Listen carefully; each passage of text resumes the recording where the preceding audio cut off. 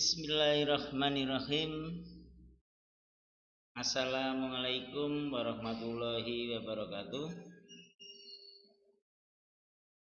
Selamat pagi rekan-rekanku semuanya. Apa kabarnya pada pagi hari ini? Semoga rekan-rekan semua dalam keadaan sehat dan tetap bersemangat. Ini dari STI-STIKOM sudah ada satu mahasiswanya. Untuk yang di Majapahit sudah ada, okay? Kemudian kami sapa juga mahasiswa yang di Kendal, mahasiswa Universitas Telkom yang di Ungaran maupun di Suwen. Semoga rekan-rekan semua dalam keadaan sehat semuanya dan tetap bersemangat.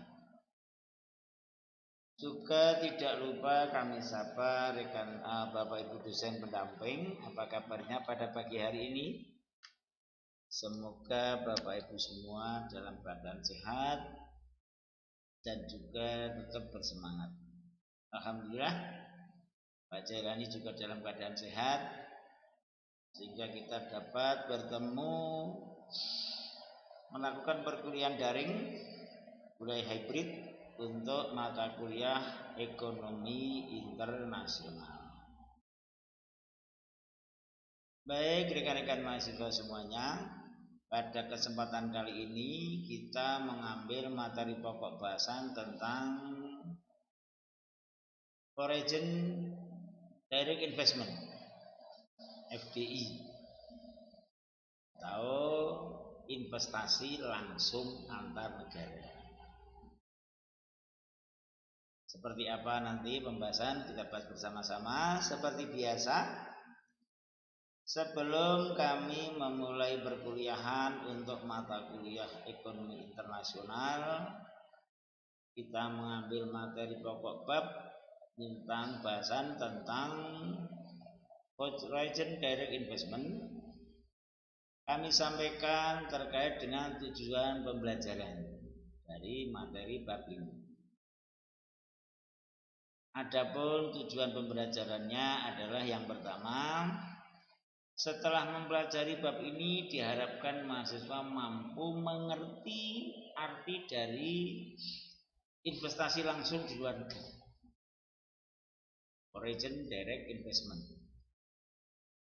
Yang kedua, mahasiswa dapat menjelaskan macam-macam investasi langsung. Dan yang ketiga, mahasiswa mampu mengerti dan memahami contoh-contoh dari investasi langsung antar negara. Baik rekan-rekan semuanya, kita masuk pada pembahasannya. Sebagai pendahuluan perlu kami sampaikan, pada pertemuan yang kemarin kita bicara tentang apa? Perusahaan multinasional, ya kan? MNC, Multinational Corporation. Nah, perusahaan multinasional yang kepemilikannya adalah antar negara, bisa itu sebagai pengusaha atau investor, bisa juga antar negara sebagai sebuah institusi negara. Untuk melanjutkan pembahasan pada kesempatan ini kita bicara tentang investasi langsung antar negara. Investasi langsung antar negara dilakukan dengan berbagai pertimbangan. Bagi pengusaha, ketika melihat peluang pasar yang baru dalam satu negara, mestinya ada ide untuk mendirikan ataupun melakukan investasi dalam satu negara, karena ada peluang profit, ada peluang pasar. Begitu juga sebaliknya, dalam suatu negara ketika sumber daya produksi melimpah, faktor produksi melimpah, perlu ada pengembangan. Kalau saudara melihat negara-negara di Amerika, di Eropa dengan teknologi yang maju, mereka berkeinginan untuk meluaskan pasarnya, melakukan investasi di Asia misalnya, khususnya Asia Tenggara yang mungkin secara teknologi, mari Mbak Salam, secara teknologi kurang menguasai. Begitu juga sebaliknya, negara-negara Eropa, negara-negara Amerika melihat sumber daya minyak di Timur Tengah yang melimpah, sementara mereka tidak mempunyai sumber daya alam bahan bakar minyak. Terjadilah kerjasama antara negara di benua Amerika dengan di Jazirah Arab. Nah, kerjasama antar negara dilakukan dengan berbagai pertimbangan.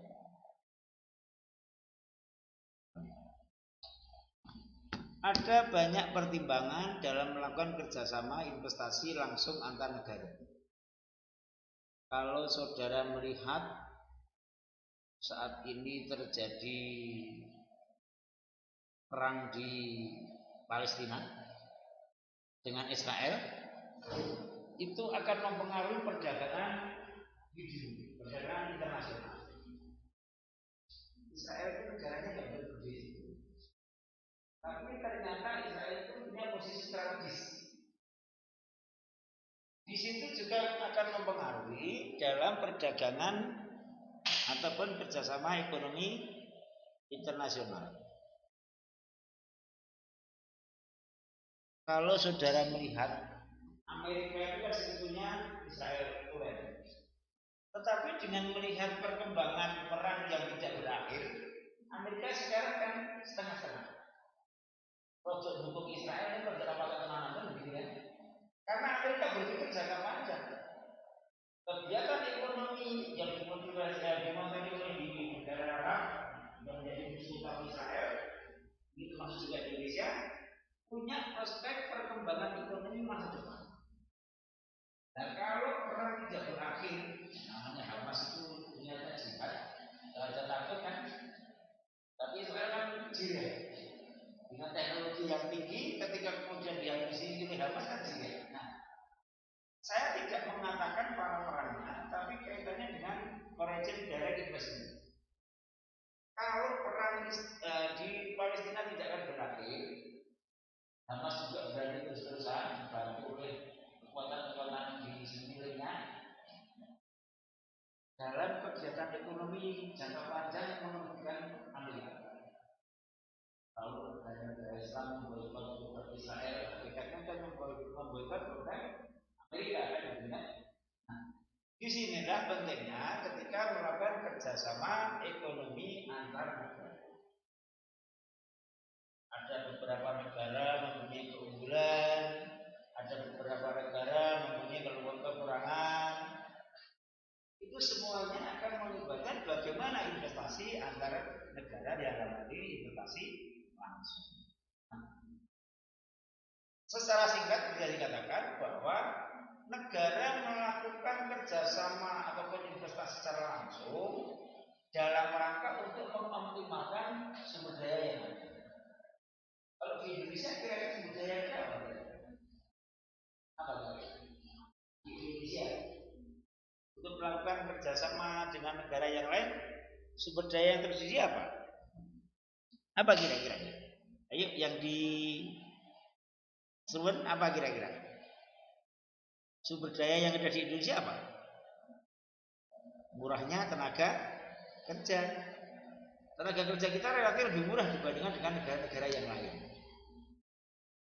Ya, dilakukan kerjasama investasi secara langsung. Kalau saudara melihat tenaga kerja kita yang di luar negeri berapa juta saja, yang dekat-dekat dengan si kita di Malaysia, Hong Kong, Singapura, Brunei. Kalau yang lebih jauh lagi Jepang, Korea atau Timur Tengah, itu bentuk-bentuk kerjasama investasi secara langsung. Kalau saudara melihat perusahaan-perusahaan di luar yang berdiri di Indonesia, beberapa waktu yang lalu para kepala daerah yang saya tahu itu di Sragen ada mau investasi besar-besaran, ternyata tidak jadi karena ada gesekan dengan masyarakat setempat. Di lain lagi ada di daerah, kalau tidak salah di Boyolali. Di Boyolali itu ada investasi luar negeri yang memang betul-betul bagus untuk masyarakat maupun untuk pemerintah daerah.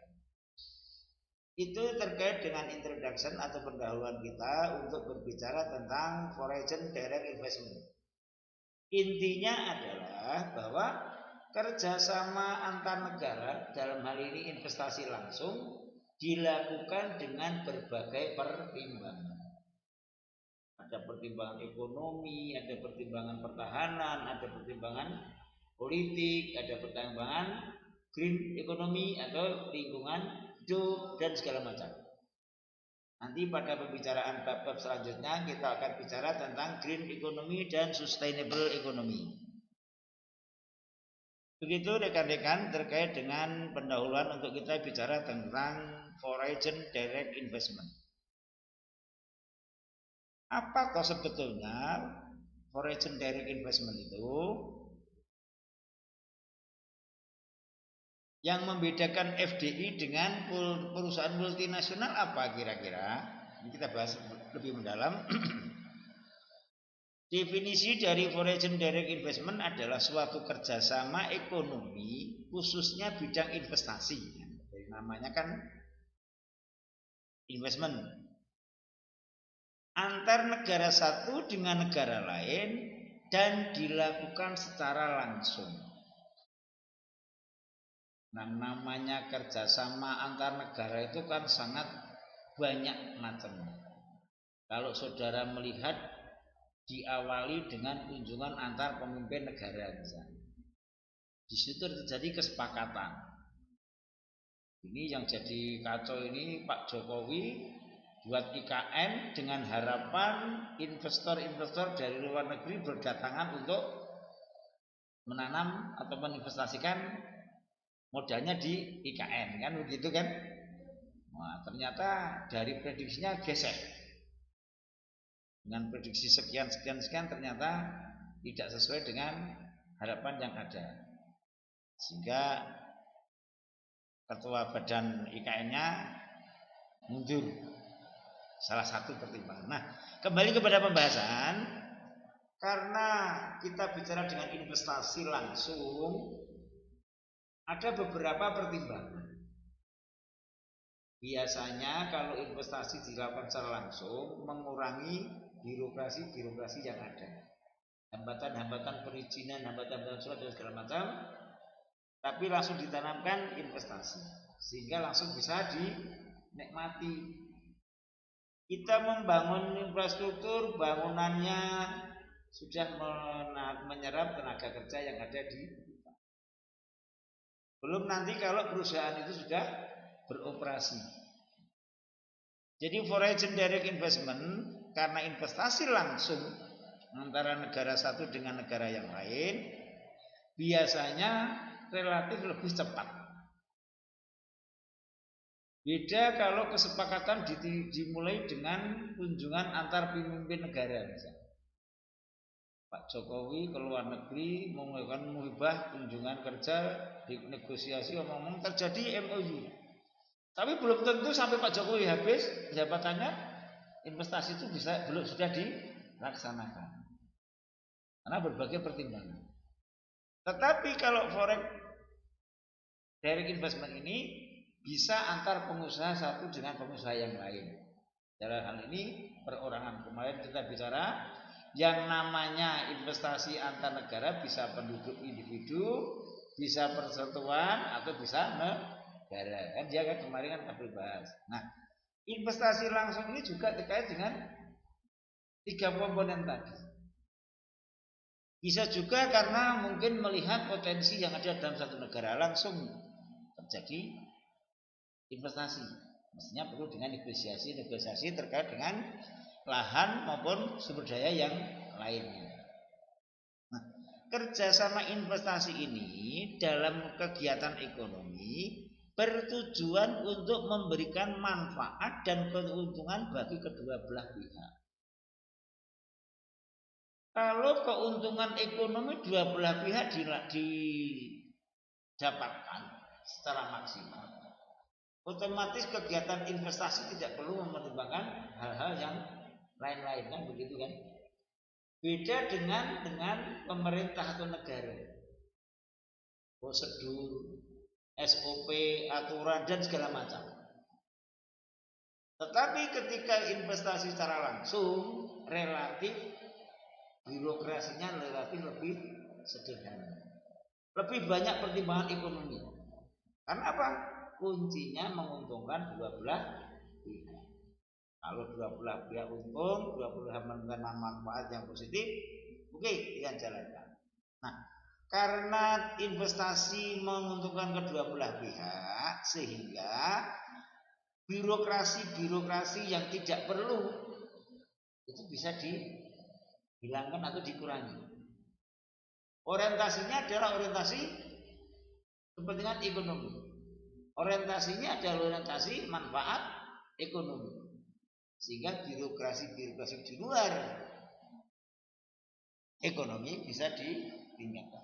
Nah, salah satu keuntungan dari investasi langsung adalah terjadinya efisiensi kedua belah pihak. Biasanya investor di luar negeri mau masuk ke Indonesia begitu ya, yang dikhawatirkan, yang ditakutkan kan birokrasi yang berkeliling. Biayanya banyak, biayanya juga banyak. Ya. Tapi dengan investasi langsung itu terjadi efisiensi yang sangat tinggi. Nah, selanjutnya investasi secara langsung itu bentuknya seperti apa? Ada tahu kira-kira? Ayo, ada. Kira-kira bentuknya seperti apa? Investasi langsung. Yang sudah lihat di sekitar kita, perusahaan-perusahaan kalau nama-namanya pakai agak luar negeri, itu kan perusahaan multinasional. Kira-kira bentuknya apa? Ayo, ada. Perusahaan manufacturer atau industri. Ya. Banyak kan industri-industri kita yang dibiayai atau dimodali oleh investor di luar, sepatu misalnya, elektronik misalnya, atau otomotif misalnya, ya kan? Atau manufacturer dalam hal makanan dan minuman. Kalau saudara melihat apakah bentuknya franchise yang saudara sering untuk kongko-kongko itu, Starbucks misalnya, kan perusahaan luar negeri kan. Kemudian apa lagi kira-kira? Perusahaan jasa perbankan, ya kan? Citibank, gitu kan? Nggak mungkin bentuk Citibanknya punyanya Indonesia kan? Ya enggak. Ada banyak sekali contoh-contoh itu. Nah, kembali kepada pengertian daripada foreign direct investment, di mana kerjasama ekonomi itu investasinya langsung. Meskipun langsung, yang namanya negara tidak mungkin meninggalkan peran pemerintah. Ingat, kemarin kita bicara tentang perdagangan internasional, yang lakukan itu orang per orang, tapi tidak bisa lepas dari yang namanya pemerintah. Seperti juga di investasi langsung ini, jangan kemudian saudara berpikir saudara ingin menanamkan modalnya di Korea, saudara ke sana ini tidak bisa.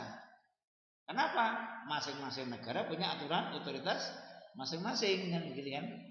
Meski itu modal kamu, punya kamu, nggak semurta-murta kemudian bisa kamu masukkan kepada negara yang lain. Ada aturan-aturan yang harus ditaati atau ada aturan-aturan yang harus disepakati.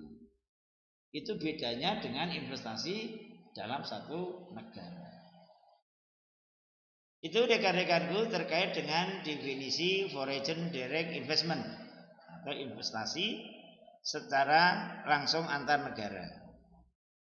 Ada beberapa pertimbangan, ada beberapa manfaat dari foreign direct investment ini.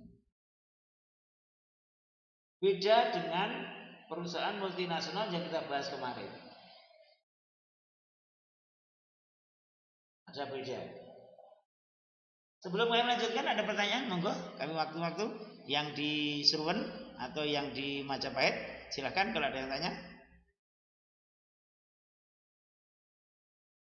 Ini masih berkaitan tetapi berbeda. Kalau perusahaan itu satu perusahaan dimiliki oleh beberapa negara multinasional, tetapi kalau investasi ini kita menanamkan investasi kepada dalam satu negara. Beda. Tujuan mesti tujuan ekonomi ya. Ayo, ada yang bertanya dulu silakan. Atau yang di STI? Tidak tanya? Oke, bisa langsung ya, lanjut ke ya. Di depan kami sampaikan bahwa investasi langsung antar negara itu mempunyai pertimbangan bermacam-macam. Tetapi yang utama pertimbangan adalah pertimbangan ekonomi. Dan pertimbangan ekonomi kedua belah pihak harus mendapat manfaat keuntungan ekonomi. Yang menanamkan investasi mendapat manfaat ekonomi, yang ditempati tujuan investasi juga mendapat manfaat ekonomi. Nah, ada bermacam-macam investasi secara langsung dalam satu negara, yaitu berupa antara lain kerjasama pengembangan teknologi. Kalau sudah seperti ini, saudara bisa membedakan antara direct investment, foreign direct investment dengan perusahaan multinasional. Kerjasama pengembangan teknologi. Teknologi yang punya Jepang, teknologi yang punya China, tapi kemudian dikerjasamakan, diimplementasikan dengan Indonesia. Contohnya apa? Yang mudah aja, yang di Cina, yang dimusuhi banyak teman-teman mahasiswa itu apa? Yuk, apa? Bos kereta cepat. Kereta cepat itu kalau untuk ukuran teman-teman yang tidak setuju itu kan sampai habis negara pun kan nggak akan kembali. Tapi pertimbangan tidak itu saja kan. Teknologi kebetulan teknologi bus belum dipunyai oleh Indonesia. Kereta cepatnya terlepas dari juga pertimbangan-pertimbangan politik ini kan. Nah, kerjasama pengembangan teknologi ini salah satu bentuk daripada investasi langsung. Contoh ketika perusahaan elektronik membuka investasinya di Indonesia. Meskipun tenaga kerja dari Indonesia, perusahaannya di Indonesia, ada hal-hal tertentu teknologi yang tetap dikuasai oleh negara asal. Tidak mungkin dilupakan semua. Ada beberapa mungkin teknologi yang itu menjadi rahasia dari negara asal. Meskipun pengembangan teknologi menjadi kesepakatan kedua belah pihak negara. Yang kedua contohnya macamnya adalah perusahaan manufaktur seperti Pak Jani sampaikan tadi. Ada perusahaan-perusahaan yang modalnya investasinya dari luar, tempatnya saja di Indonesia, tenaga kerjanya juga beberapa dari Indonesia misalnya, tapi kepemilikan investasinya adalah dari negara lain. Bentuk investasi langsung yang ketiga adalah eksplorasi sumber daya alam. Di Timur Tengah untuk mengeksplorasi minyak, negara-negara barat teknologinya alatnya dari negara barat. Kalau di kita yang terjadi sampai gegeran itu apa kira-kira? Yang sampai menyeret-nyeret beberapa pihak itu apa? Eksplorasi apa? Tahu enggak? Yang di Ungaran eksplorasi apa kira-kira? Apa? Yang membawa tempat banyak nama timah, ya kan? sampai 300 triliun perkiraannya itu kan sumber daya alam kan. Ada lagi kerjasama langsung misalnya Freeport di Papua gitu kan, dan lain sebagainya. Kerjasama pengembangan teknologi, investasi perusahaan manufaktur, eksplorasi sumber daya alam. Nah, yang keempat, pabrikan sebagai kantor cabang. Salah satunya apa dia? Contohnya apa? Apa? Apa? Yang lain? Janum itu? Janum apa? Janum. Perusahaannya janum. Produknya aqua. Janum itu kan ya kan? Jadi ada banyak-banyak pabrikan itu sebagai kantor cabang pusatnya di luar sana. Kemudian yang kelima ada investasi-investasi yang lain. Mungkin ada banyak investasi yang gabungan. Bisa juga untuk pabrikan, dan ada juga kalau dulu waktu saya masih mahasiswa itu, perusahaan itu di Indonesia itu hanya sebagai finishing. Karena waktu dulu itu teknologi masih ditutup-tutupi juga. Teknologi informasi belum sedemikian rupa. Seperti ini belum ada kan waktu Pak Jari masih kuliah. Jadi semuanya serba tertutup. Nah, Indonesia itu bagian finishing.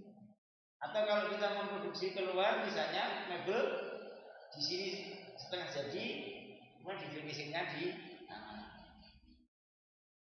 rotan misalnya, rotan dibuat dengan kerajinan yang ada di sini, kemudian dikirim ke ekspor sudah setengah jadi. Itu waktu dulu. Nah, rekan-rekan mahasiswa yang kami banggakan, terkait dengan macam-macam investasi langsung, ini perkembangannya sangat pesat. Apalagi saat ini dengan kemajuan teknologi informatika. Monggo, sudah mau habis baru datang ini. Oh, tidak apa-apa, ya monggo. Ini kemajuan teknologi informasi ini akan sangat mempengaruhi investasi langsung. Apa yang dibutuhkan di negara yang lain sangat mudah untuk diakses. Apa yang diproduksi dalam negara lain bisa diakses. Sehingga kalau dengan kemajuan teknologi informasi ini akan merubah mungkin juga investasi secara langsung antara negara satu dengan negara yang lain. Misalnya kaitannya dengan mode. Mode itu kan mudah dicari, mudah ditiru kan. Mungkin kualitasnya yang beda gitu. Jadi, kalau ada baju misalnya wedge hot begitu, baru di ekspor di pasar PW sudah ada ya.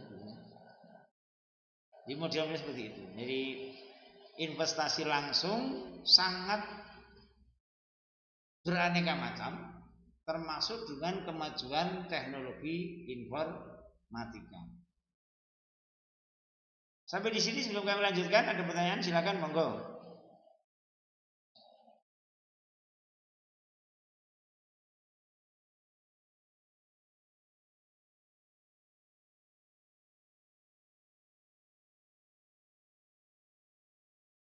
Monggo.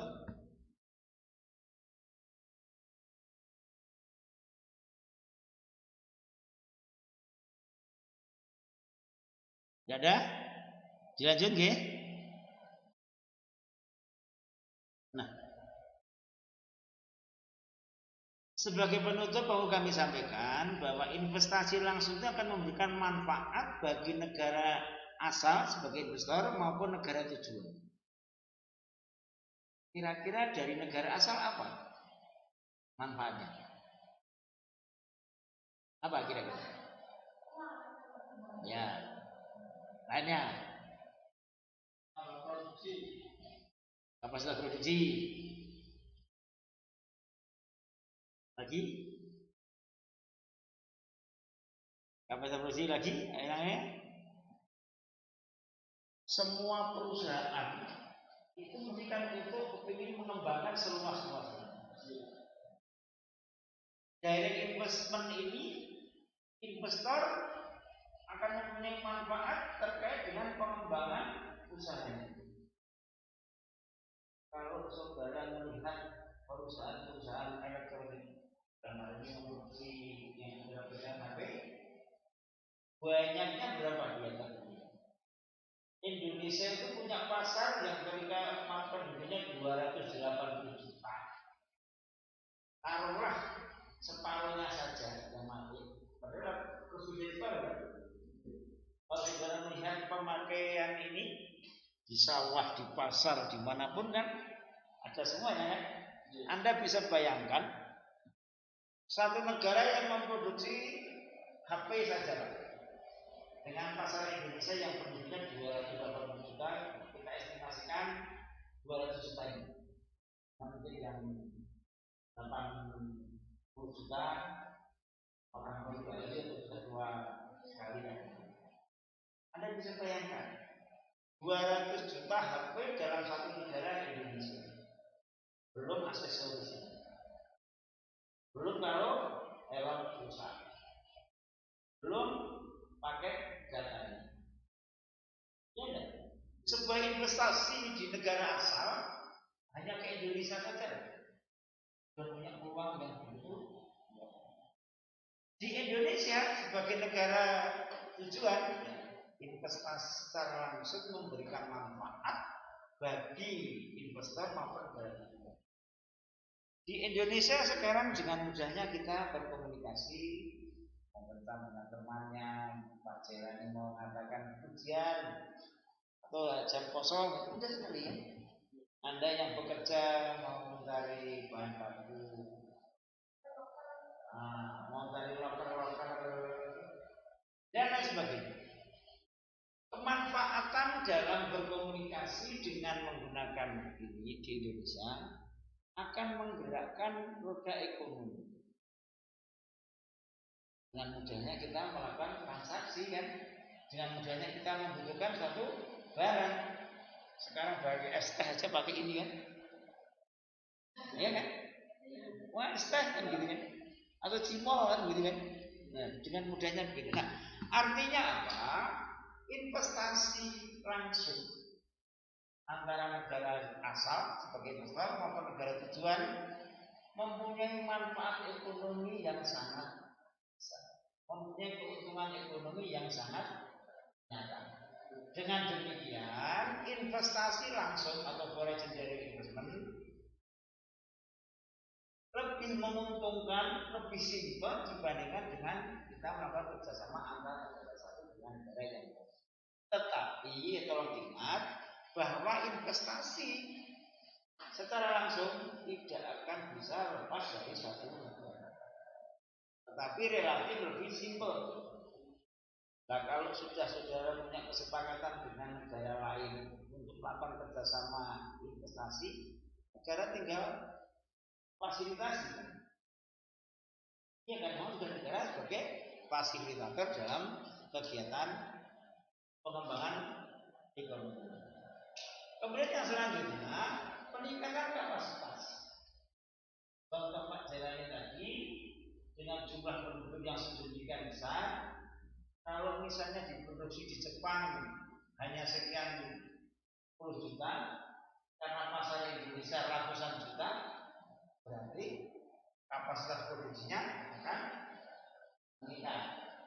Ketika kapasitas produksi meningkat, dengan sendirinya konsekuensinya adalah profitabilitas ataupun labanya juga meningkat. Produksi meningkat, laba meningkat, dengan demikian perusahaan menjadi berkembang lebih besar, kan begitu kan? Kalau dicermati ya, meskipun itu investasi secara langsung, tapi tidak bisa kita lepas dengan otoritas suatu negara. Nah itu minta aturan. Itu rekan-rekanku terkait dengan pembahasan pada pagi hari ini. Kita berbicara tentang materi pokok bahasan investasi langsung dalam suatu negara. Seperti biasa, setiap akhir pembahasan kami berikan evaluasi dan bahan diskusi untuk menambah pemahaman rekan-rekanku semuanya, karena kita perkuliahan hybrid, tatap langsung tapi juga dengan daring. Kira-kira dari 3 soal ini ada yang tidak bisa dikerjakan? Manfaat negara induk maupun negara tujuan tadi Pak Jani sudah sampaikan. Kira-kira nomor 2 apa Mbak? Contoh perusahaan Indonesia yang termasuk investasi langsung luar negeri. Selain yang disampaikan Pak Jani tadi, ada enggak yang saudara tahu?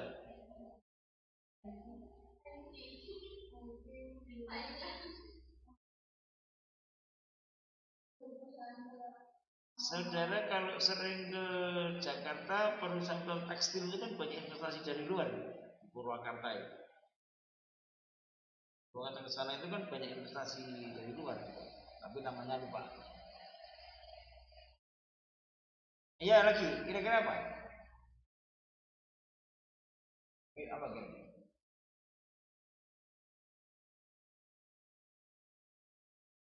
Saya pernah punya pengalaman nyata investasi langsung, tapi sudah lama begitu, dari Jepang, difasilitasi oleh Bapelitbang Provinsi Jawa Tengah.